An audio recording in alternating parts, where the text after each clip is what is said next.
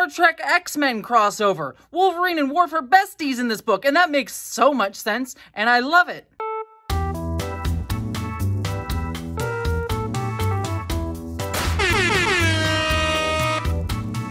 Alright, so y'all asked me what Star Trek hill I would die on, so I actually had to do a little bit of a change of scenery because that's just part of my Star Trek novel collection. And the hill that I am going to die on is that the Star Trek novels are the best part of the Star Trek franchise. Like, don't get me wrong, I love my Deep Space Nines, I love my Lower Decks, I love my Star Trek Enterprise, the black sheep of the Star Trek family, but these books are where some of the weirdest, best, most creative stuff in the Star Trek universes happen. Like this book right here by Una McCormick is honestly the best part of the Star Trek Picard series that you will find. It's so good. Like everything by Una McCormick, by the way, is so fantastic. Like, give Una McCormick her own show, Alex Kurtzman. Give it to her. You want to talk about Charles Tripp III dying in Star Trek Enterprise and how we're all pissed about that? Well, guess what? The novels were pissed about that too, and they brought him back to life in these Star Trek Enterprise novels.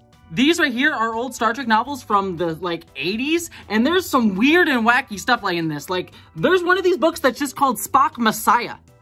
It's called Spock Messiah. He's Jesus. Spock is Jesus in one of these books. What Star Trek hill would I die on? I probably literally will die on this hill. It's that the lore and the canon doesn't actually matter all that much. Like Whisperer, I know because we have an entire YouTube channel based on finding the flaws and the intricacies in the lore and the canon, and when things go wrong, I understand that it annoys people, but the grand scheme of things, right? It doesn't really matter that much.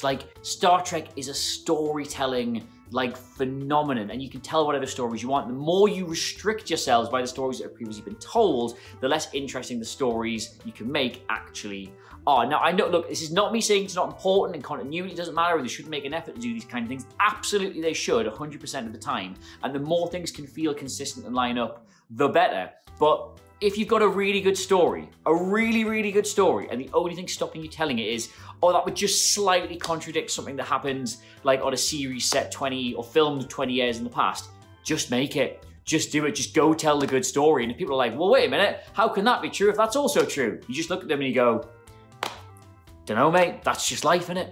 What Star Trek hill would I die on? Right, topical answer. Not going to spend too much time explaining it. In fact, I'm not going to explain it at all because, I think, it pretty much split the Star Trek fandom. Right, just get on with it. Peanut hamper sucks. I think that even my own mother might disown me for this opinion. And I'm basing it on what I've seen so far.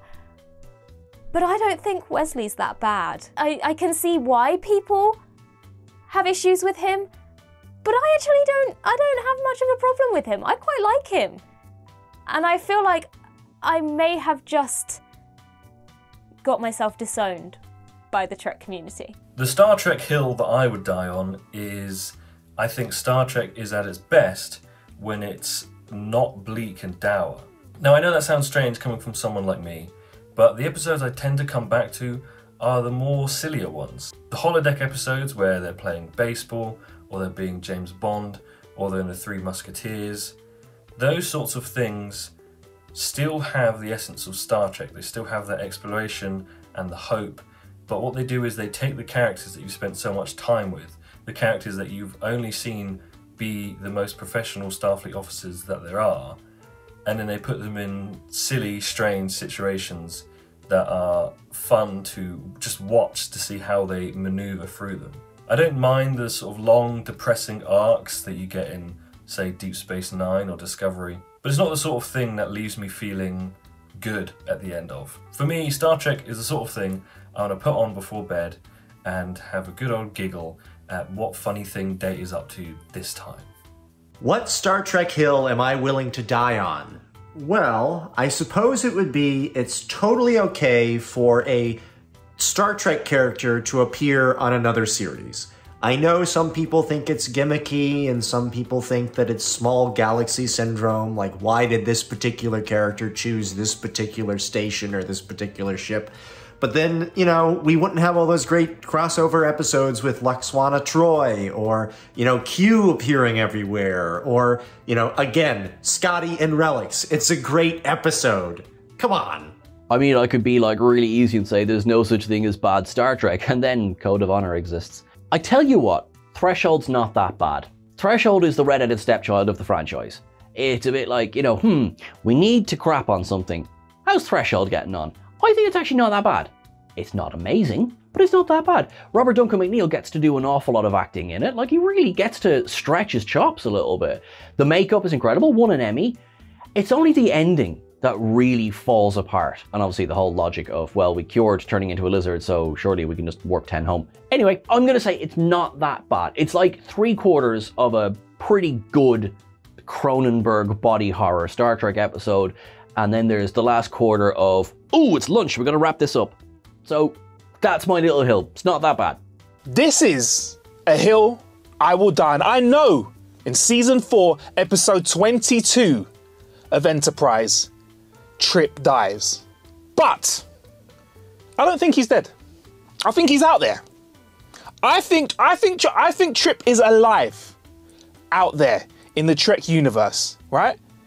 Come on, writers, we've done it before. Let's pop over to the mirror universe. Let's get that Trip, or maybe that Trip's accidentally gone over there in an accident. I don't know. Let's get our Trip from over in the mirror universe, or even better, why don't we? If we want to avoid bringing an evil Trip back, even though that would make an interesting storyline because he's so lovable, that'd be great. Or, yeah, why don't we just have a like little transporter incident a la Thomas Riker, hey? There we go. Then we could have a Trip or a quad. I don't know what we call quad. Bring back quad. Bring quad into the fold. I'm well up for that. A Star Trek hill I'm willing to die on. This one's pretty easy, and if you know me, you probably know where this is going. But Star Trek Enterprise is a really good show actually, and you can't convince me otherwise. Enterprise did something unique that we didn't get again until Discovery, with it being a prequel to the original series, and prequels are something that we're still asking for today. It also had 2 really enjoyable arcs in a short 4-season run. You have the Xindi War arc, which I thoroughly enjoyed, and you have the Temporal Cold War, which I do wish got more attention and a proper ending because I thought it was really fun. You also have standout characters with T'Pol and Trip, 2 characters that, whether or not you like the show, it's really hard to deny that they're not awesome characters. I think even if you don't like the show, if you went back and watched it with a fresh set of eyes, you could maybe find something in the show that you do enjoy. Or maybe you'll be like Adam and watch the show and find out that I was right all along, and it is actually a really good series. The Star Trek hill that I would die on, I think, is that the Kelvin timeline movies are good. Are not just good, but are very good, including Into Darkness, which is the most maligned of them. And believe me, to everybody who doesn't like Star Trek Into Darkness, I get it.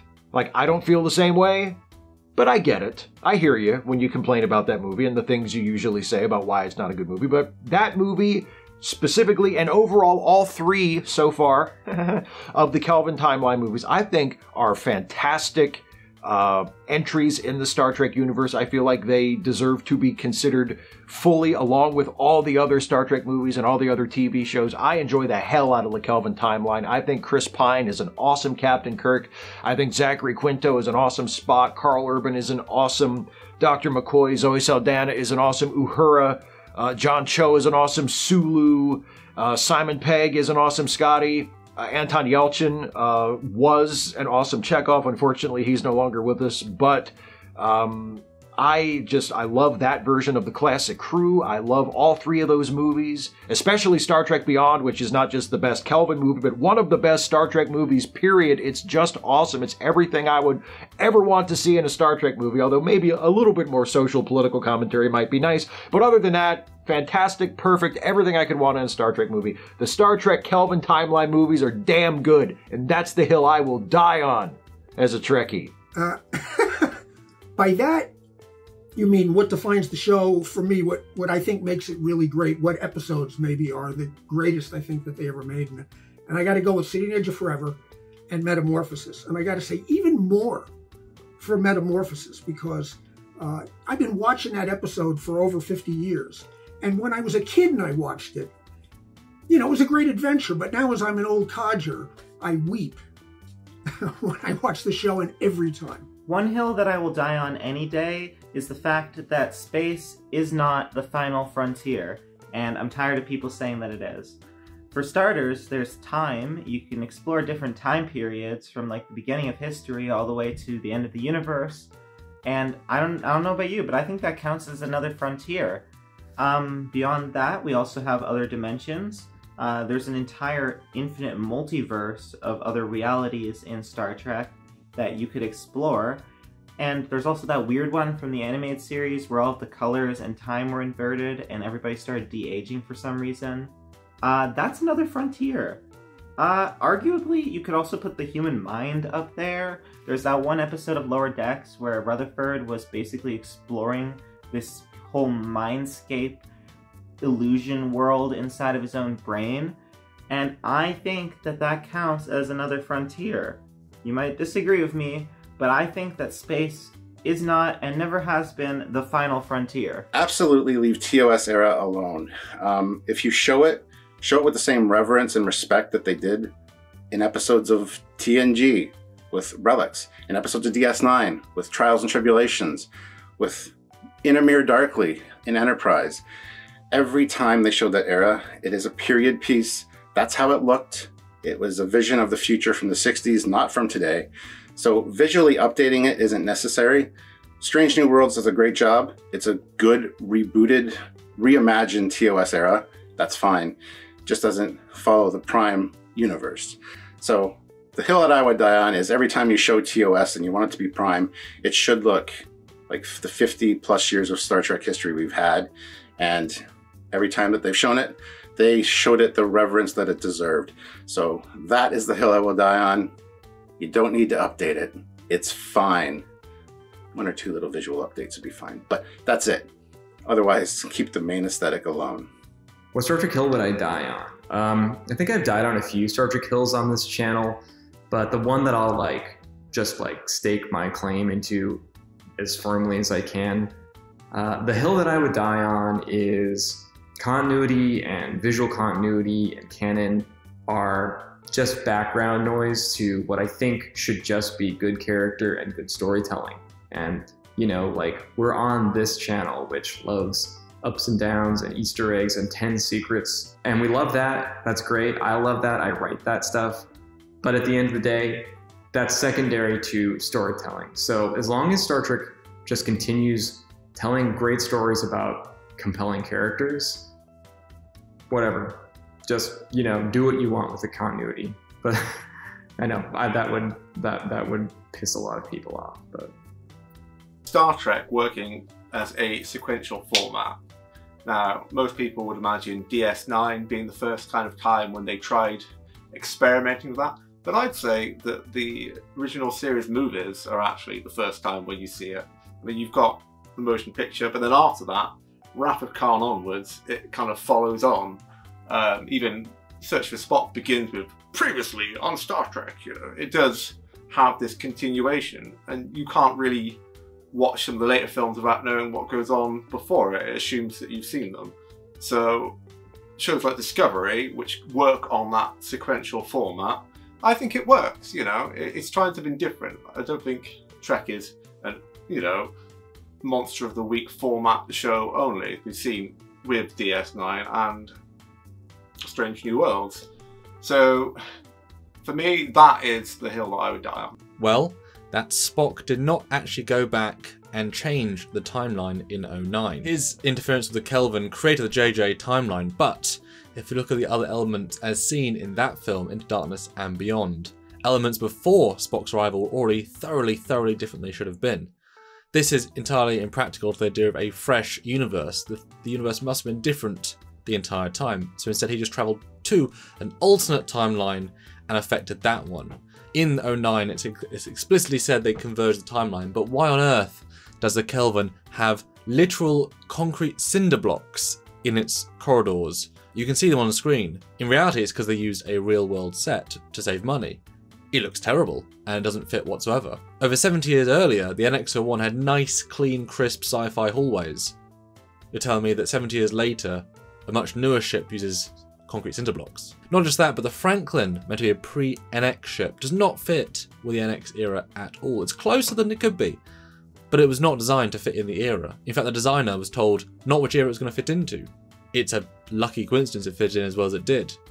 Strange. What's great about this hill to die on is the prolific actor and writer Simon Pegg, who wrote Star Trek Beyond, also believes that when Spock went back, both sides of the timeline were different.